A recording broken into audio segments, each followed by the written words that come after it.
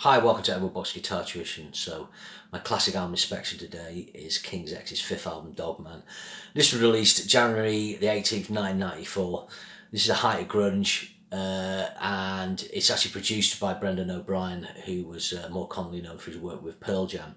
This finds a band going in a heavier direction, and also stripping away some of the vocal harmonies a bit. Although there's kind of more vocal harmonies than I initially thought when I was listening today. Like I say, at the time, I was kind of buzzing for this. I was a big King's X fan, and I'd kind of been into them as a kind of like more muso option for me in the early 90s. It was hard for me to kind of find music I could get on board with because of the kind of way I am as a player and stuff like that. So what's this record like? It was actually released in 4 different colours. There was yellow, red, green and blue, I think. And actually played Woodstock 94 Festival and did some really good support slots. Just looking here, they play with Pearl Jam, Motley Crue, Scorpions and Type O Negative, and that kind of shows you what was going on at the time. You got Pearl Jam, absolutely massive, Motley Crue tanking on their John Carabri album that a lot of people actually think is really good, Scorpions who are kind of tanking on their I've forgotten the title of the album anyway, the one from 93 which opens with Alienation, which is great, and then Type O Negative are just like really dark alt metal, and that shows you like where do you fit King's X in the turn of AC/DC, the album before. What AC/DC fans made of them, I don't know.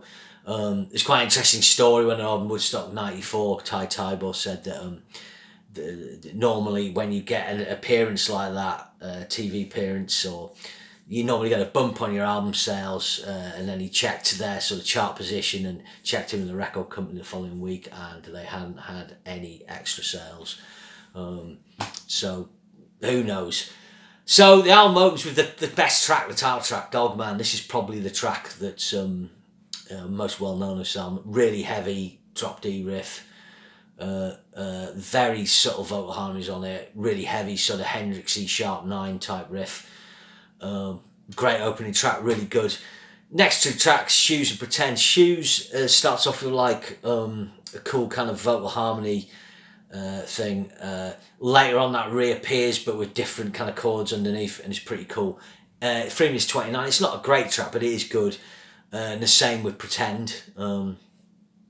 That's a track I think, you know, it's got a nice groove, not great.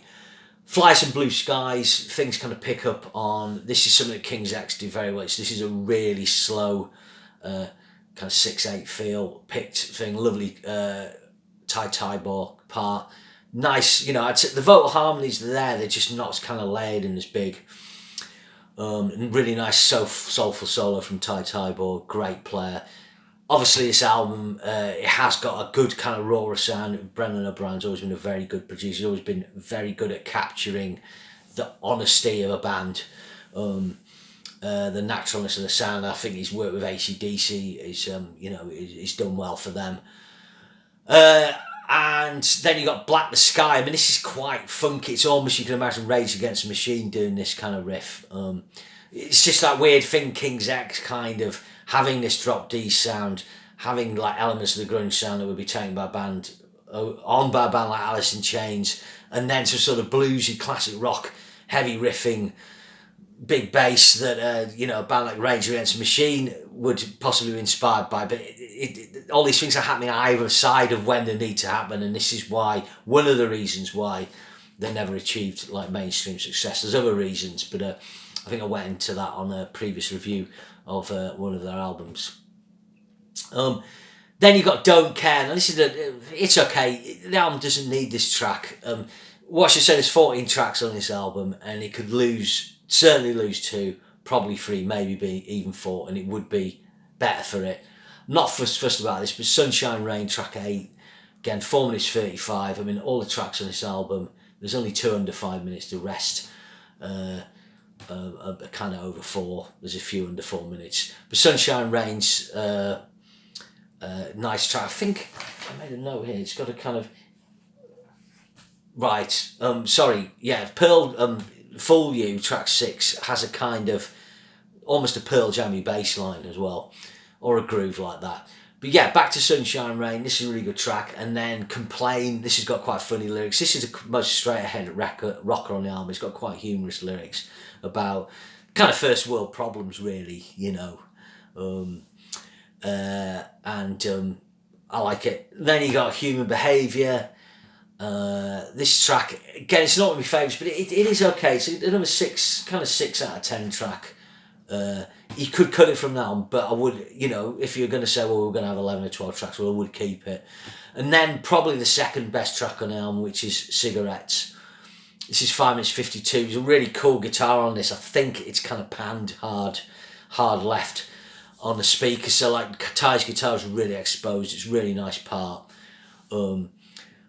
Like the lyrics, kind of, you know, slice of life type of lyrics, and really nice subtle harmonies and effects at the end. Kind of like more like something they might do off Gretchen or Faith Open Love, but with a stripped away quality that's in keeping with the album. Next up is Go to Hell. This is just a 51 minute, 51 second thrash out. I don't know why they put this on. It's kind of trying to do something kind of punky, you know, which is sort of fitting in with some of the iconoclastic behaviour of the time. I don't know, it's not the right word. But it just doesn't need it. It's not King's X. Pillow, the 13th track, is, again, not one of the better tracks. We'll give it a 6 out of 10. It is good. Kind of more of a typical King's X track. Would, you know, you might, again, it might fit in on one of the previous, maybe on King's X. That's probably their weakest album of their first 5. Then they do a cover of Manic Depression that's live, but it wasn't even live. They just jammed it in the studio. It was a first take, and they put live crowd noise on, apparently. Why they've put that on, I don't know, because the album doesn't need it. But it's that thing at the time, you must fill a CD. This album's 59 minutes long. We've got to give value for money. But if you cut like Go to Hell and Manic Depression, you have a 54-minute album. And if you cut like Don't Care, you know, you'd be getting out 50 minutes. And I think that would be more like a typical King's X album. And I think the second album doesn't have fourth album, so it has 12 tracks. First has 10, second has 11. So an 11-track album would have been better for this. For a mark out of 10, you know, I was always kind of like, it's a 7.5, I think, when I was younger. It never quite got an 8 because of the crap tracks, but I think I'd give it a 6.5. I think there's a lot of love for it out there, but I prefer the Sam Taylor produced albums. The first two, obviously, just because of the overall sound and the extra kind of vocal harmonies, and they're just more cohesive.